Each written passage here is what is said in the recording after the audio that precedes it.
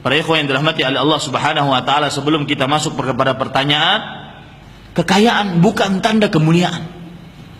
Kemiskinan bukan tanda kehinaan dari Allah. Saya paling benci kalau ada melihat orang miskin yang dibatasi rezekinya oleh Allah, di hadapan orang kaya nunduk-nunduk. Hei, Anda bukan orang hina, kenapa harus nunduk-nunduk? Allah tidak menghinakan dengan kemiskinan, dan Allah tidak memuliakan dengan kekayaan. Ingat baik-baik itu. Ingin bukti? Salah satu cerita yang saya dapati, orang-orang yang diluaskan rezekinya oleh Allah, sebagian saya katakan, tidak memperhatikan sholat berjamaah. Saya pernah dapati seorang penjajah sapu keliling. Jadi dia pakai sepedanya. Lihat, perhatikan ya. Ini tema kita melenceng sedikit, bahwasanya kemuliaan bukan dilihat dari harta.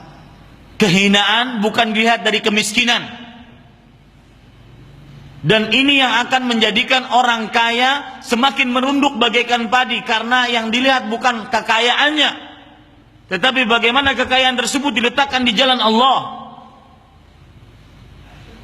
Dan ini menjadikan orang-orang miskin tidak mudah untuk merendahkan diri di hadapan orang-orang kaya. Yang paling pantas merendahkan diri di hadapan Allah, bukan di hadapan makhluk. Lihat, saya pernah dapati, ini cerita hakiki. Seorang penjual sapu keliling. Kalau di Banjarmasin ada sepeda ontel, dia di situ jual sapu perabotan rumah, ya, seperti ya perabotan rumah, seperti kemoceng, seperti hanger, seperti apa lagi, macam-macam. Dia jual dengan sepedanya. Orang ini, para ikhwah sekalian, dia sudah tahu, dan itu terbukti ketika kita lihat pada waktu itu sholat zuhur pada waktu itu. Kita lihat orang ini sebelum zuhur setengah jam sudah di depan masjid. Bahkan masjidnya pada waktu itu pun belum dibuka. Jadi orang ini meskipun dia jualan dengan sepeda, dia sudah memperkirakan, kalau saya ke utara, saya akan dapati masjid itu. Laku tidak laku dagangan saya, yang penting saya bisa sholat berjamaah. Kalau saya ke selatan, saya akan dapati masjid yang ini. Tapi dia paham jalan-jalan yang dia jalani. Dan pemikiran dia adalah, meskipun saya jualan, saya tidak pernah ketinggalan sholat berjamaah. Lihat orang-orang yang diluaskan rezekinya oleh Allah. Ada sebagian yang berpikir seperti itu. Orang ini, seperti yang saya sebutkan di awal, akan menjadi pemberat bagi orang-orang yang lapang, yang nyaman alat transportasinya, yang nyaman nyari duitnya, tetapi tidak sholat berjamaah. Orang ini pun dengan keadaan sulit demikian, jadi dia mempunyai kebiasaan. Untungnya berapa sih jualan sapu? 10.000, 15.000. Dia cerita setiap hari mungkin untungnya cuma 15.000. Tapi 15.000 tersebut dikumpulkan dengan niat untuk apa? Untuk umroh, Pak. Untuk umrah dia niatkan. Bagaimana dia bisa berumroh? Jadi untung 15.000 dia kumpulkan. Ketika mulai banyak sedikit, dia belikan emas, karena dia tahu harga emas stabil. Dia kadang cincin, kadang ini dia belikan. Dia ikat di perutnya, Pak. Ketika ingin sekali dia dan istrinya ingin berumrah, lihat, bandingkan dengan orang-orang yang diluaskan rezekinya, yang kalau seandainya pelesiran ke luar negeri, ke Amerika, ke Eropa, itu paling semangat, paling jor-joran mengeluarkan uang. Ribuan dolar dia keluarkan hanya untuk melihat aurat.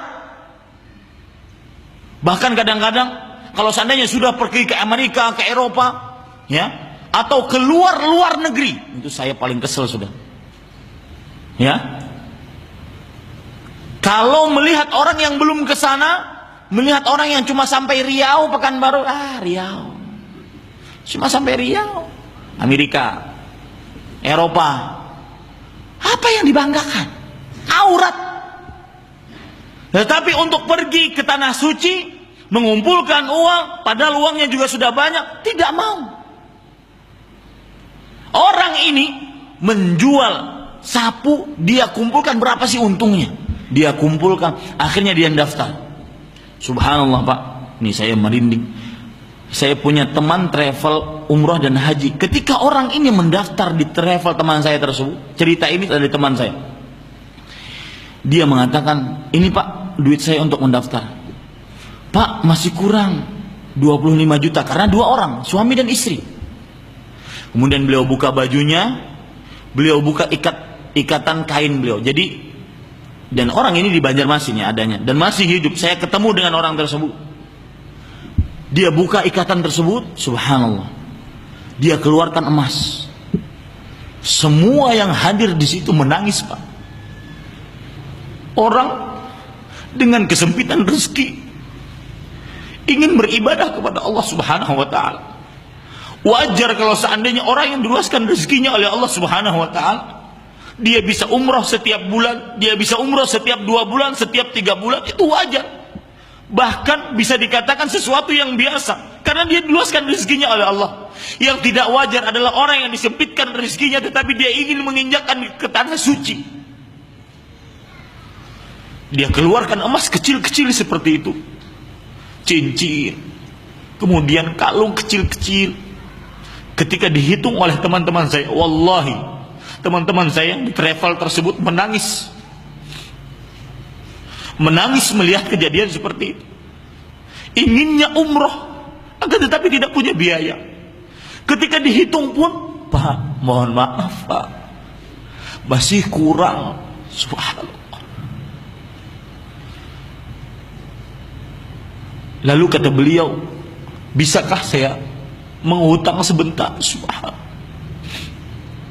Kemudian kata teman saya yang salah satu owner, pemilik dari travel tersebut, sudah biarkanlah. Biar kita tidak punya keuntungan, kita tolong orang tersebut. Mudah-mudahan Allah Subhanahu wa taala memberkahi. Lihat Pak. Perhatikan, dibandingkan dengan orang-orang yang diluaskan rezekinya yang tidak pernah memikir, yang sukanya cuma pelesiran foya-foya. Ini Bapak Ibu saudara-saudari yang dimuliakan oleh Allah Subhanahu wa taala. Orang-orang seperti ini akan benar-benar menjadi pemberat nanti pada hari kiamat bagi orang-orang yang diluaskan rezekinya. Maka tidak heran setelah ini kita mendengar Rasulullah sallallahu alaihi wasallam bersabda, "Ayyus sadaqati Allah." Wahai Rasulullah, sedekah apa yang paling utama? Kata beliau, ini perhatikan, rubah pemikiran kita bahwasanya orang bersedekah hanya orang yang diluaskan rezekinya. Tidak. Bahkan semakin kita sulit untuk mengeluarkan harta, tetapi kita keluarkan juga, maka itu termasuk daripada orang-orang yang luar biasa sedekahnya. Rasulullah SAW bersabda, juhdun muqil, sedekah yang paling besar pahalanya adalah juhdun muqil, sedekah yang dikeluarkan dalam keadaan sulit, kemudian sedikit harta, penuh perjuangan. Kalau saya keluarkan, saya tidak makan nih, tapi saya beriman kepada Allah. Mana qasat sadaqatun min ma, tidak akan pernah harta berkurang dengan sedekah. Dia keluarkan. Wa ma anfaqtu min syai'in fahuwa yukhlifu. Apapun nafkah yang kalian nafkahkan, maka Allah akan menggantikannya. Maka para ikhwan yang dirahmati oleh Allah Subhanahu wa taala, bersyukurlah. Bersyukur dengan nikmat yang Allah Subhanahu wa taala berikan meskipun itu sedikit.